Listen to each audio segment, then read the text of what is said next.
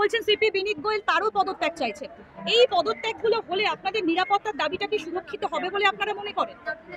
সুরক্ষার দাবিতে আমরা কিছুটা এগোবো বলে আমরা মনে করি, কারণ আমরা মনে করি যে আমাদের বিচারের জন্য যে প্রথম দাবি, সেই দাবির সাথে এই দুটো তিনটে দাবি অত্যন্ত ওতপ্রোতভাবে জড়িত।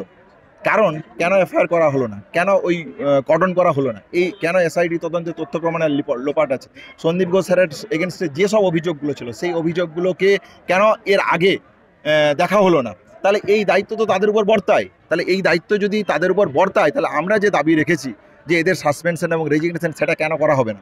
তাহলে এইটা হলে একটা ধাপ এগোলো।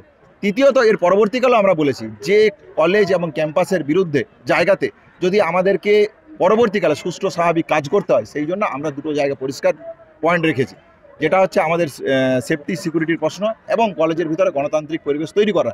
সেই জায়গা থেকে আমরা পিজিটি এবং জুনিয়র ডাক্তারদের মধ্যে রেসিডেন্ট ডক্টর অ্যাসোসিয়েশনের কথা বলেছি এবং ছাত্রদের ক্ষেত্রে স্টুডেন্ট ইউনিয়নের কথা বলেছি। এই পুরো সামগ্রিক জায়গাটাকে যদি এক চিত্রে দেখতে হয়, তাহলে আপনারা আমরা যে দাবি রাখছি সেই দাবির সার্থকতা পৌঁছাতে পারবে।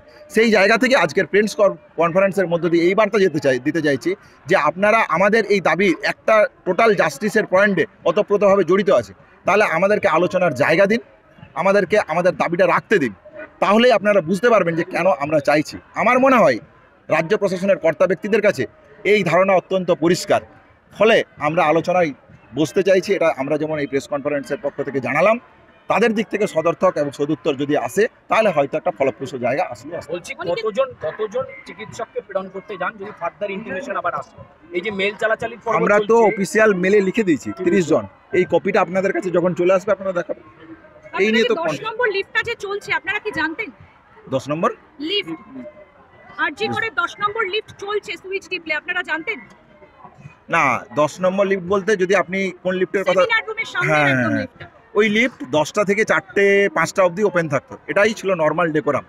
সেই দিন রাত্রে স্পেসিফিকলি কি হয়েছে সেটা সিবিআই তদন্ত করে দেখছে।